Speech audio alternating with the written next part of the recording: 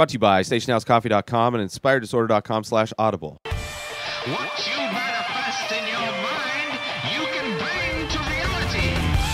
UFC on ESPN Blaydes versus Volkov happened this past Saturday, June 20th, from the APEX. Another fight in Vegas. I think it was maybe their third?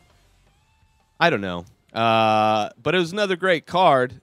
This one was actually a fun card. Curtis Blaydes versus Volkov ended up being pretty much what Blaydes thought it would be. A lot of wrestling. He really looked like the Khabib Nurmagomedov of the heavyweight division. Like, it was just a dominant ground assault. Just didn't let up at all.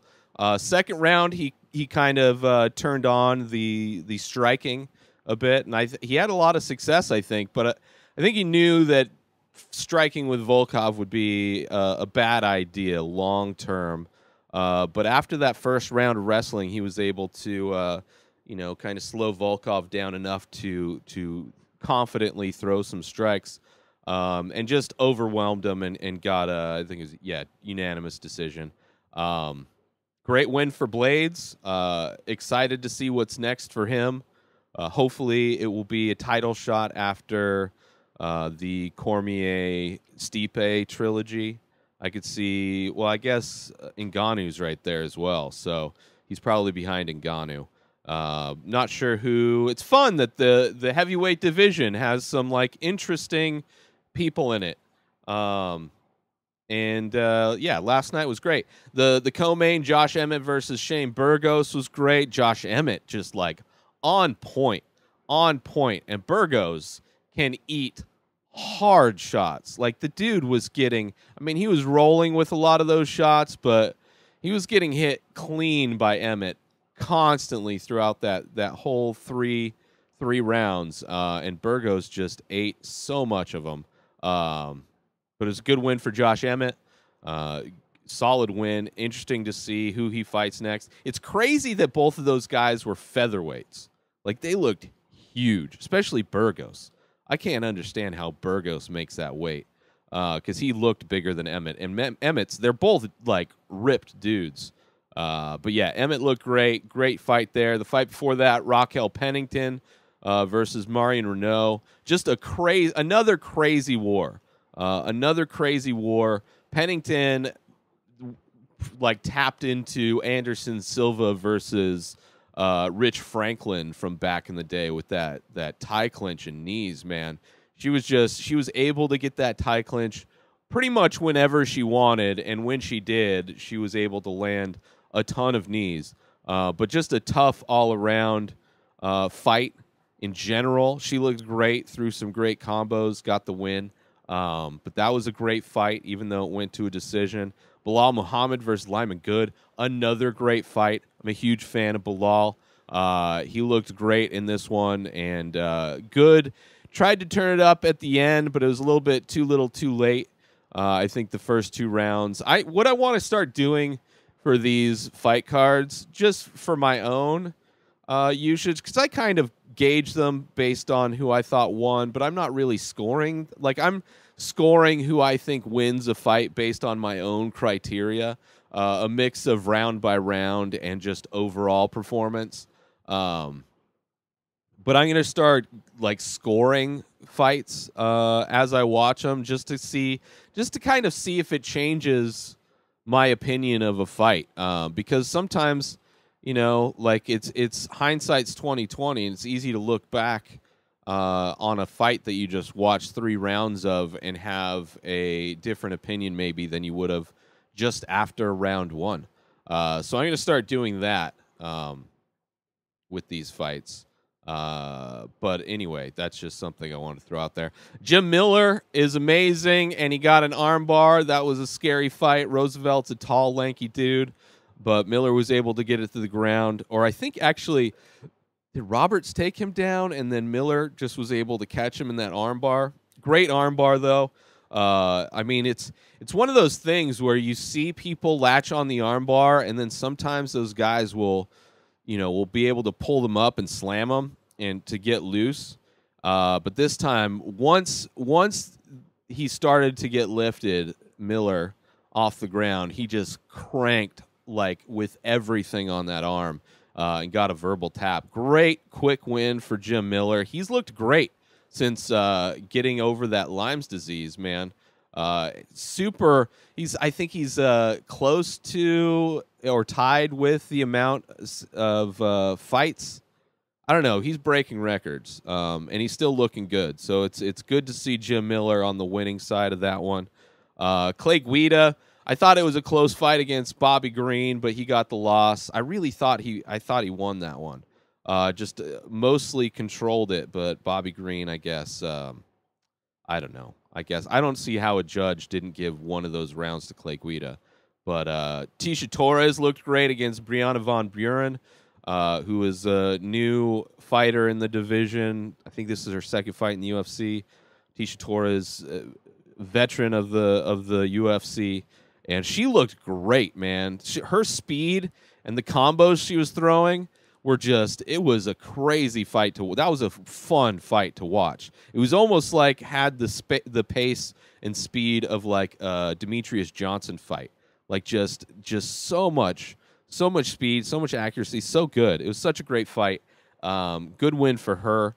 Roxanne Modafferi, I was looking forward to seeing her with this new found devotion and dedication to training, and those straight punches still looked good, but it wasn't enough to get the win over Murphy. She wasn't able to get the control. She wasn't able to get the groundwork going like she likes to. But so disappointing win. It was still a close fight, but maybe she won the first round. I thought it was tied going 1-1 into the third, but I'm also pretty biased against for Roxanne. I'm a fan. Courtney Casey versus Jillian Robertson. Robertson just smothered her with wrestling. But overall, really fun night of fights. I really enjoyed it. Curtis Blaydes was looking good. There was a moment, like I think it was the fourth round maybe, where Volkov landed a ton of like elbows to the top of his head, top of Blaydes' head from the bottom. And I think that really slowed Blaydes down.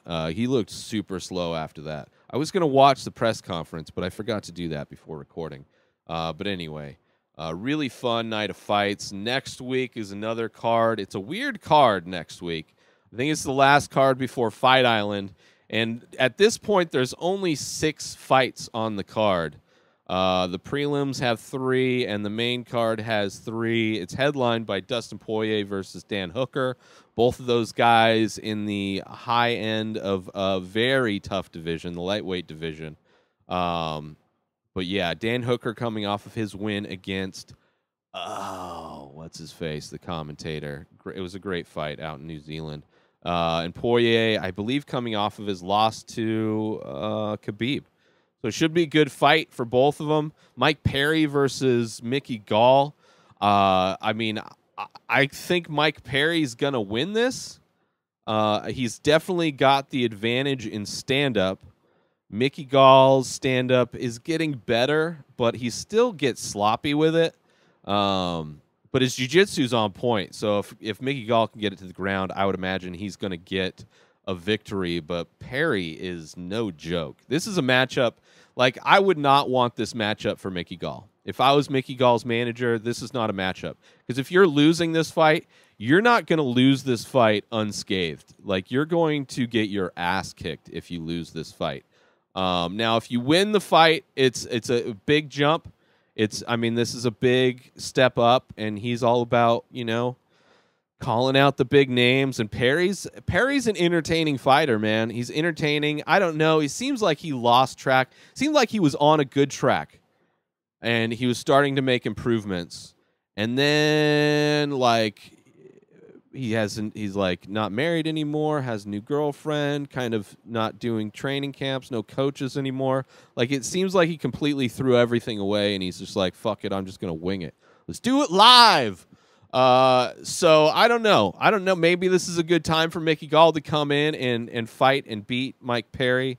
But I don't. I'm going to be nervous. I'm a fan of Mickey. I'm a fan of both of these guys. Mickey Gall, I enjoy. He's a fan of a lot of the same podcasts that I'm a fan of, and He's just, I don't know, he's an interesting character, I guess, but I also like Mike Perry. Gian Vellante versus Maurice Green. Vellante is, I don't know how he's still in the UFC. He's one of the most overrated fighters. He's just kind of like a slobber knocker guy. He just goes in there and he gets hit, he gets beat up, and hopefully he beats you up before, you know. So we'll see. I would have to, and this is a heavyweight fight too, so he's not cutting weight. So I don't know. I would go with Maurice Green. Luis Pena versus Kamal Worthy. Should be a fun fight. Felipe Lins versus Tanner Boss. Kyle Nelson versus, I don't know any of those. This is going to be an interesting card. If there's only 6 fights on this card, it's going to be a quick night, which I'm okay with. I'm okay with just a little quick fight. And then I think maybe there's a break before Fight Island starts, which it's interesting to see the promos for Fight Island. They're like filming all these fighters at the beach where they live. Which makes it look more tropical, when in reality, Fight Island is just like a desert surrounded by water. But it is what it is. It'll be interesting to see how those fights go, seeing some more of the international fighters get back into the octagon. But it was a fun night of fights last night, and I'm looking forward to the quick little dessert of fights for next week before Fight Island takes over. But yeah, good fights from the Apex. I enjoy watching fights there, and it seems like from interviews that Dana White's planning on going back and forth between Fight Island and Las Vegas, assuming things don't get shut down. He's preparing for another shutdown, which is interesting that he supports Trump, and Trump from the beginning has said it's a hoax. He pretends like it's not real. So it's interesting. I'm glad to see that Dana White actually, I'm assuming Dana White's conservative because of financial reasons more than social reasons, because Dana seems to be pretty socially conscious with, you know, having his, you know, all the fighters had rainbow text on their uniforms, which I thought looked cool. But it's also, you know, it's like, it seems like Dana's on top of like making his people feel good and understanding human rights are important. And it's interesting to see how he's able to maneuver this giant company so fast to kind of adapt to the ever-changing world that we are living in. Be sure to check out our sponsor, StationHouseCoffee.com and Station House Coffee on the Instagrams for small batch, single origin, premium coffee, brewed in Vermont, shipped directly to you. Tell them the Ray Taylor Show sent you, and I guarantee that will put a smile on their face. So if you are in the need for coffee right now that is amazing, go to stationhousecoffee.com and follow Station House Coffee on Instagram and order your coffee today. InspiredDisorder.com/audible is where you go to get 2 free Audible books. That's right. You get a free trial with Audible, the #1 audiobook provider. Just go to the link, InspiredDisorder.com/audible, to get your 2 free books. That includes, in your membership, 1 credit equals 1 book per month.